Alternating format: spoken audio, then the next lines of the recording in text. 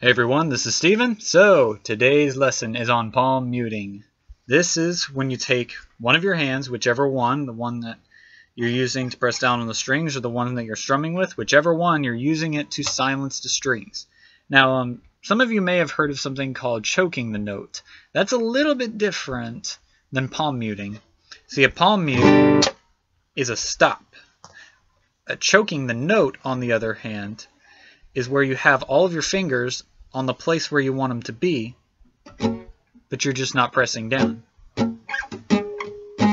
It still has a sound to it, and it's used a lot in rock, kind of where it's starting to build up, but it's kind of like used as like an introduction.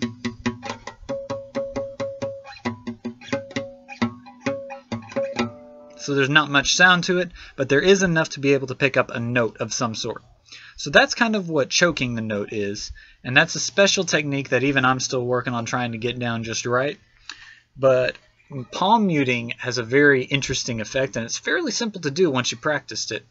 All it is it's pretty much a spicing technique. You use it to spice it up a little bit, throw it in there, make things interesting. So I'm going to play a D, an A, and an E.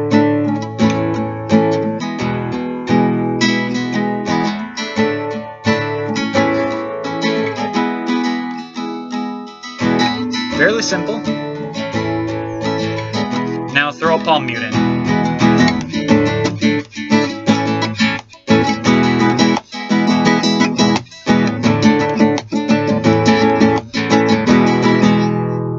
So what a palm mute is you just take your hand, and I usually use my strumming hand, and all it is you strum a note, and part of your hand, whether your fingers, the middle of your palm, or right there, right at the bridge of your thumb, just hits the strings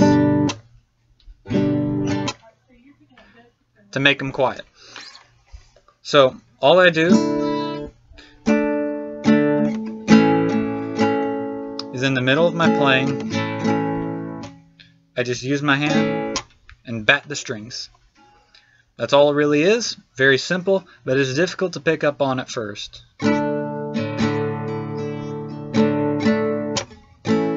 So what we're going to do to practice it at first is we're going to start out just by stopping between transitions. Now you get to the point where you can do it just at any moment, but for right now as a starter, we'll just do it right before we transition. So 2 strums and then switch. So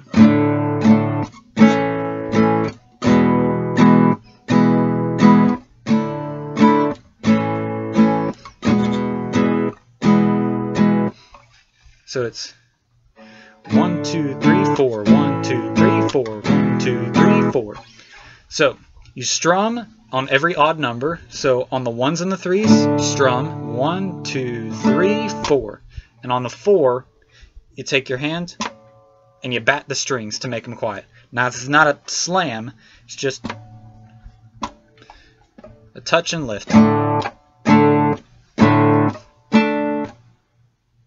Pretty simple, so just try that over and over, right?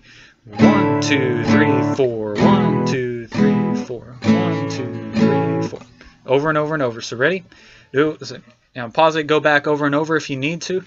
Do this with me. We're going to go 1, 2, 3, 4, 1, 2, 3, 4, 1, 2, 3, 4, 1, 2, 3, 4, 1, 2, 3, 4, 1, 2, 3, 4.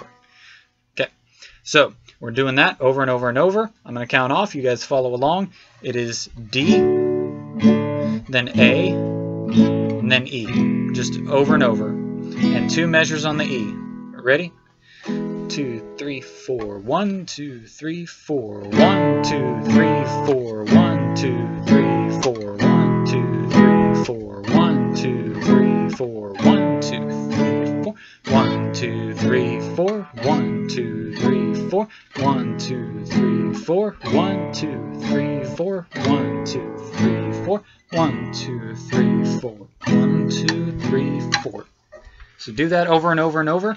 Get it down in your head, get it down in your hands. Memory up here is good, but what you really want is you want your memory in your hands, so your hands know exactly where to go and what to do. It's all muscle memory. Everything that you're ever going to do in guitar is all muscle memory. So you want to remind your muscles. You want them to remember and then remind them of where you want to stop. Once you get that down, and you can do that with most any combination, switch it up.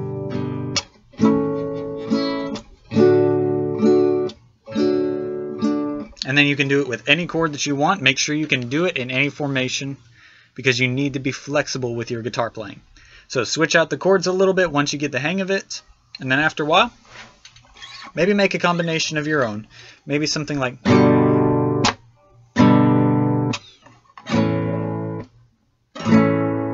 Just kind of toy around with it and see what you can do. 1, 2, 3, 4. 1, 2, 3, 4. 1, 2, 3, 4. 1, 2, 3, 4. 1, 2, 3, 4. Just play around with it. See what you can do. It's a lot of fun to do once you get the hang of it, and you'll find you'll do it with everything. So, let me know if you have any questions. See you guys later.